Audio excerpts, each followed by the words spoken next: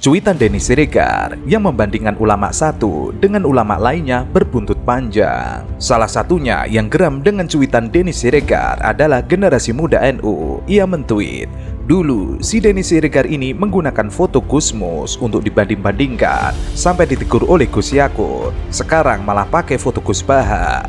Orang model begini ini yang membuat pilpres panas dan ribut, suka mengadu domba ulama. Halo Pak Ganjar." Tentu saja tweet tersebut mendapatkan beragam tanggapan dari netizen. Salah satunya Wahidah Sofi yang mencoba membela Denny Siregar.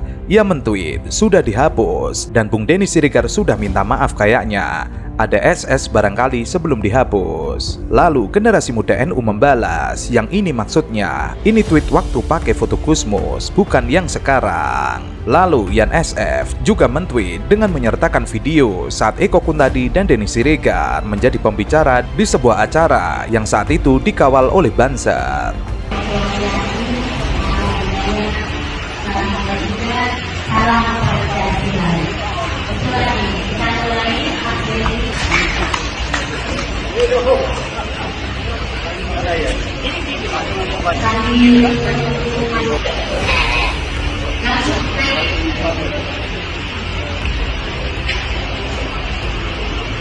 Sementara itu, Silon Mas mentweet, "Lah si Denny ini manusia piaraan kebal hukum, tugasnya pecah belah propaganda. Rezim berganti paling mingkem dia, nggak ada yang backing lagi." Sementara itu, Asetia mentweet, "Islam di Indonesia diadu domba oleh orang-orang semacam ini, terindikasi Syi'i dan juga liberalis. Saya berharap yang ada di struktural bertindak tegas." Rizky Baswedan, "Jangan beri panggung si Denny Min, instruksikan Banser dan Ansor agar awasi pergerakan mereka. Ingat sejarah Min, yang suka adu domba ulama adalah PKI. Banyak korban dari para santri dan ulama pada masa lalu. Jangan sampai terulang kembali pada era sekarang ini Min." Ia melanjutkan, "Alhamdulillah, temui Pak Ganjar untuk seluruh generasi muda NU. Jangan biarkan nama relawan Ganjar rusak karena Pak Ganjar memelihara si pengadu domba ulama. Jangan biarkan ruang gerak si Denny melebar, awasi pergerakannya." Yan SF juga mentweet, "Namanya banyak banget. Kapan kalian jadi komisaris?" Kok komisaris sih, cita-cita kalian ya? Saya pengen jadi pengusaha, saya pengen jadi Nadiem Makarim ya, jadi seorang penemu. Kalian komisaris. Saya sampai sekarang yakin bahwa seorang Permadi, seorang Eko Kuntadi dan banyak teman-teman yang lain termasuk Bapak Ibu di sini ada konsep berjuang sebenarnya. Bahwa kita ingin menyampaikan sesuatu ketika ada sesuatu yang aneh yang terjadi di depan kita.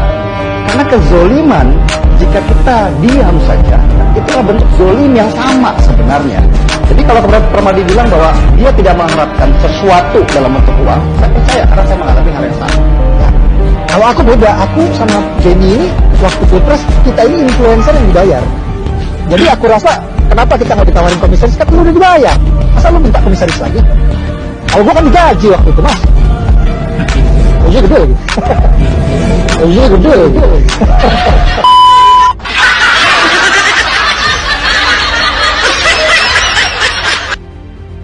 Sementara itu, saya cari mentweet, "Punten Pak Prabowo dan Doro Ganjar Pranowo, modelan Denny Siregar, Eko Kuntadi, Abu Janda, iki kudu ditertibkan sekarang juga. Setelah kemarin malah diangkat menjadi spesies dilindungi. Sudah keterlaluan, petentengan ngejek-ngejek orang dan narasi norak nirbiadab." Orang yang pro Megawati itu begitu mendewakan Soekarno, seakan-akan Indonesia itu dimulai dari Bung Karno, sampai ada HAM Soekarnoisme. Bahwa Indonesia itu seakan-akan dimulai dari Soekarno. Memang deklarator kemerdekaan Indonesia itu Soekarno. Tapi umat Islam atau partai-partai Islam itu tidak kecil hati. Karena embrio yang bernama Indonesia itu dari tahun 1908. Sebelum ada partai nasionalis yang berani melawan kolonialisme Belanda adalah partai-partai Islam. Sehingga kebangkitan Indonesia dimulai 1908. Denny Siregar kembali melakukan pecah belah, mengadu ulama satu dengan ulama lainnya. Hal itu diungkap oleh Elsang, Aceh Selatan. Ia mentweet, "Kok dihapus, jualan agamanya kan enak laku." Dalam tweetnya, Denny Siregar membandingkan foto calon presiden, yaitu Ganjar Pranowo saat bersama Gus Baha, kemudian Prabowo Subianto dan juga Anies Baswedan sedang bersama Habib Rizik. Kontan saja tweet tersebut mendapat beragam respon dari netizen. Seperti DRS Teknologi Kayu, ia mentweet si Banci bablas posting Babu Mukidi. Elsang Aceh Selatan juga menambahi, padahal dulu sudah ditegur Gusmus. Memang Denny Siregar bukan kali ini saja membandingkan ulama satu dengan ulama lainnya. Padahal para ulama tersebut tidak ingin dibanding-bandingkan, apalagi digunakan untuk kampanye. Dalam tweet sebelumnya, Denny Siregar juga mengajak Gusmus berkampanye pada salah satu calon. Masing-masing punya ulama panutan, kamu pilih pasangan yang mana? Saat itu Denny Siregar memposting gambar Gusmus dan juga Habib Rizik. Lalu Denny Siregar akhirnya meminta maaf, mohon maaf sebesar-besarnya Gusmus dan juga Ganjar Pranowo jika kurang berkenan. Denny Siregar mengambil gambar dari Ganjar Pranowo yang sebelumnya viral soal mempertanyakan salahnya di mana jika ia suka pornografi, yang di dalam video ulasan tersebut ada ceramah dari Gus Baha. Kalau saya nonton film porno itu salah saya di mana?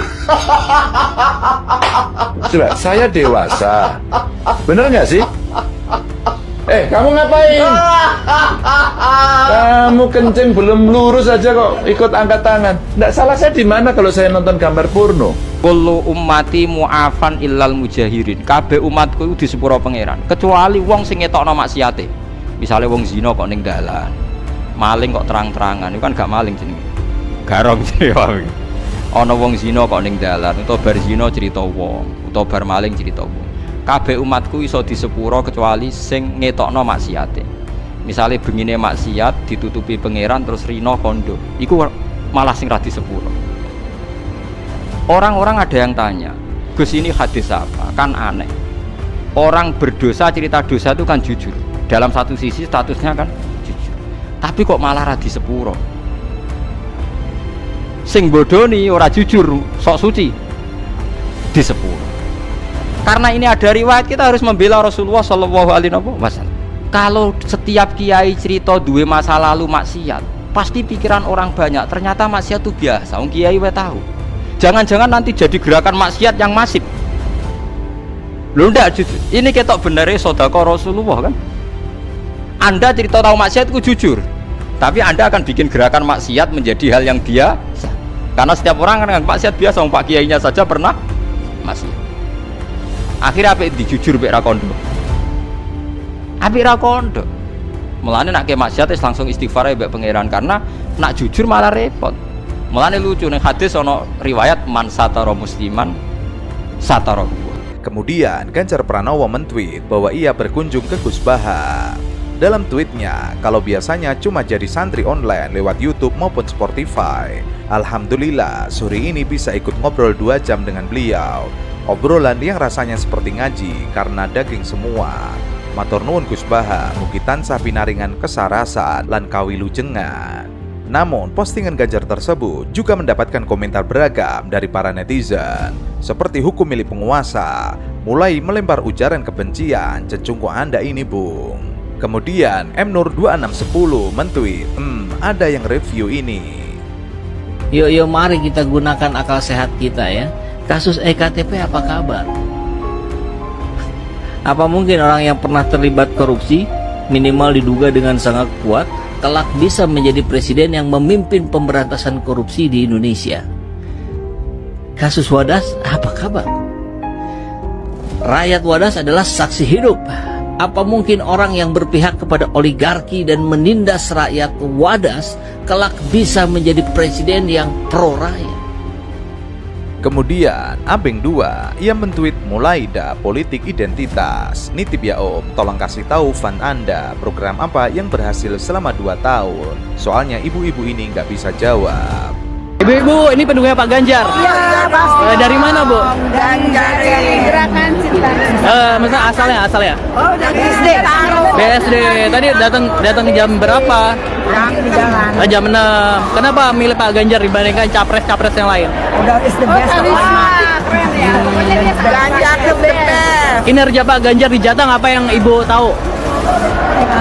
Untuk satukan kita semua. Meskipun di Jawa Tengah. Iya. Oh, oke. Jakarta solid. Tetap solid, oke. Makasih Ibu. Cebi Babi, ia mentweet Indonesia bukan milik PDI Perjuangan. Ia meretweet sebuah tweet.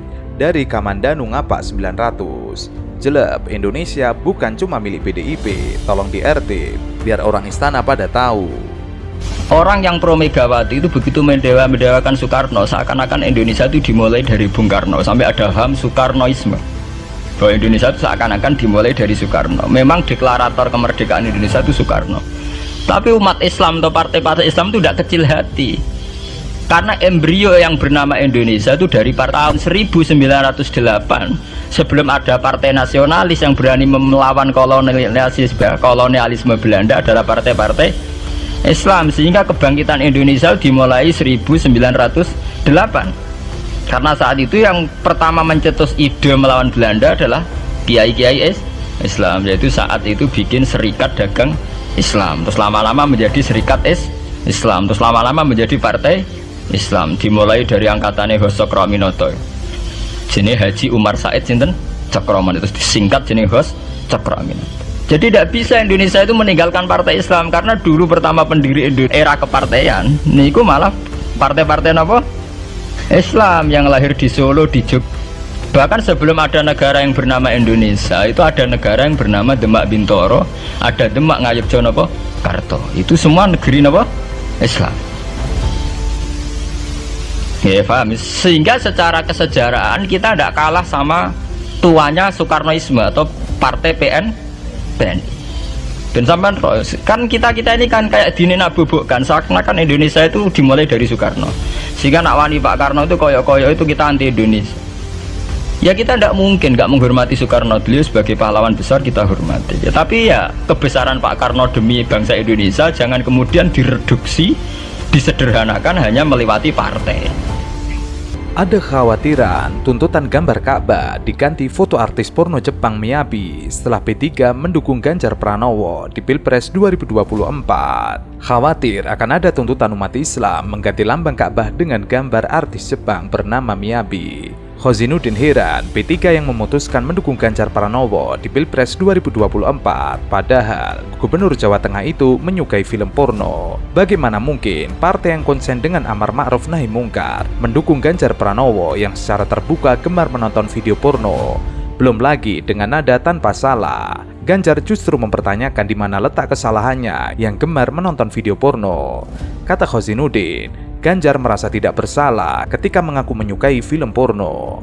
Bahkan, Ganjar bukan nabi, tidak maksum, bisa keliru atau khilaf, bermaksiat menonton video porno, itu wajar saja. Tapi bagaimana mungkin Ganjar tidak merasa bersalah dan tidak menyembunyikan aibnya, bahkan mengumbar aib tersebut dengan nada kebanggaan. Menurut Khozin, P3 partai yang didirikan dan diwariskan oleh ulama terdahulu telah berubah menjadi partai G-leaders yang hanya punya level sebagai relawan yang tidak lagi terikat dengan visi misi idealisme Islam. P3 era now telah kehilangan akar perjuangan syariat Islam dan nyaris tidak ada bedanya dengan partai sekuler pada umumnya, kecuali hanya berbeda pada simbol dan jargonnya. Dulu saat Ketua Umum P3 Zan Farid Keseleolida dalam wawancara televisi nasional menyampaikan ungkapan amar ma'ruf nahi mangkur. P3 ini partai yang berlandaskan Islam. Kita ini menggunakan slogan nahi mangkur, ada yang salah dengan P3. Ada pembelokan perjuangan politik P3 dari visi misi idealisme untuk izzatul Islam wal muslimin menjadi pragmatis untuk tujuan materi. Sebelumnya, mantan anggota Komisi Nasional HAM Natalius Pigai memberikan tanggapan soal penolakan saya P3 untuk memberikan dukungan kepada Ganjar Pranowo. Penolakan tersebut kabarnya ditenggarai oleh pengakuan Ganjar yang senang menonton film porno. Ini kok Pak Ganjar apa nonton film porno? Kalau saya nonton film porno itu salah saya di mana? Coba, saya dewasa. Bener nggak sih? Kamu ngapain? Kamu kencing belum lurus aja kok ikut angkat tangan. Nggak salah saya di mana kalau saya nonton gambar porno, film porno? Saya suka kok. Menggoreng berita porno ini cenderung tidak menguntungkan Ganjar sebagai capres PDIP 2024, ujar Natalius. Dikatakan Natalius, berita porno yang terus digiring tersebut amat tidak disenangi para ibu rumah tangga.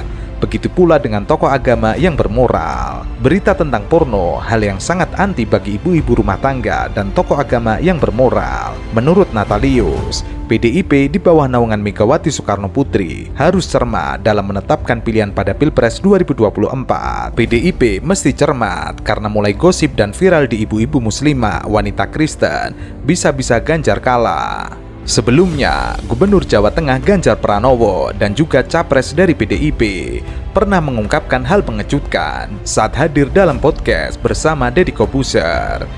Kalau saya nonton film porno itu salah saya di mana?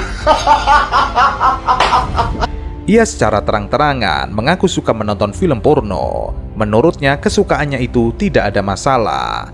Ganjar Pranowo tampaknya tidak malu untuk mengungkapkan hal tentang dirinya. Ia mengaku menyukai film porno saat hadir dalam podcast Deddy Corbuzier. Meski begitu, Gubernur Jawa Tengah ini tidak melihat adanya kesalahan jika suka menonton film porno. Menurutnya, akan bermasalah jika video porno disebarkan di media sosial atau ke orang lain. Kalau saya menonton film porno, salahnya di mana? Saya dewasa, punya istri. Yang nggak boleh itu saya kirim-kirim, karena yang mengirim itu kena Undang-Undang ITE dengan tuduhan menyebarkan.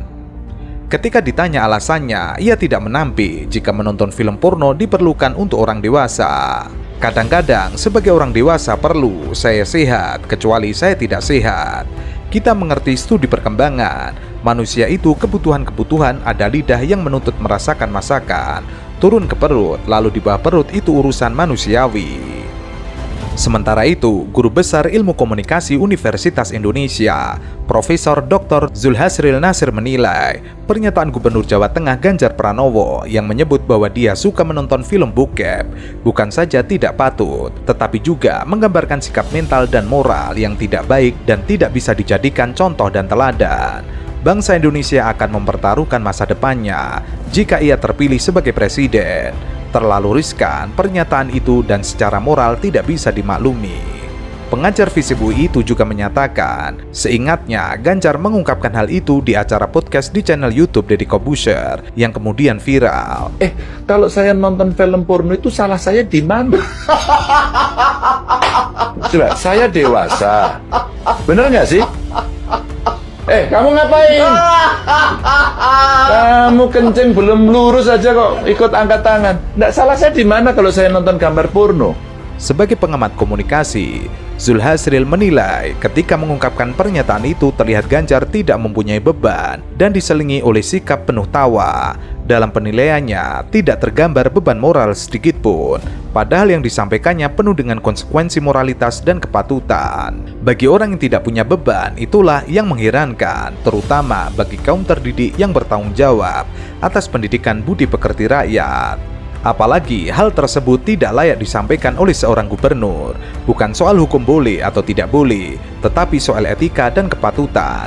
Oleh karena itu, menjadi jelas bahwa Ganjar adalah tipe pejabat yang kurang menampilkan etika.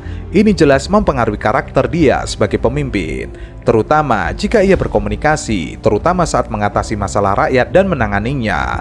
Menurutnya, Ganjar tidak banyak memecahkan masalah, tetapi lebih banyak pada seharusnya rakyat seperti apa. Ganjar dinilai terlalu banyak bicara.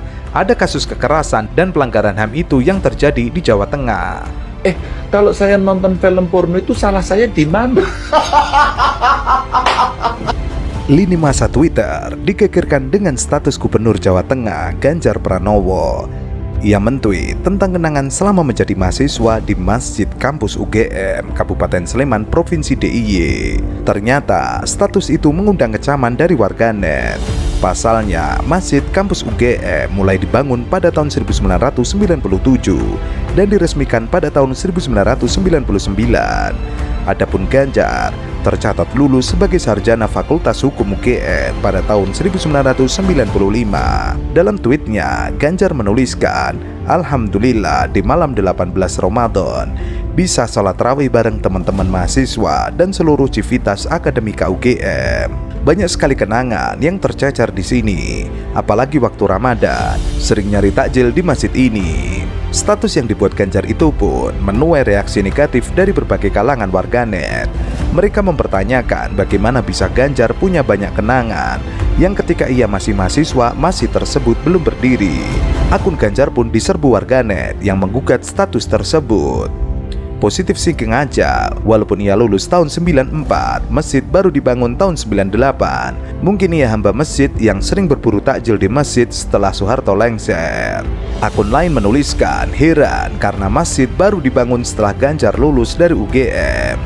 Kampus Masjid UGM bukannya baru dibangun tahun 97-98. Anda kuliah lulus UGM tahun 95. Sebelumnya,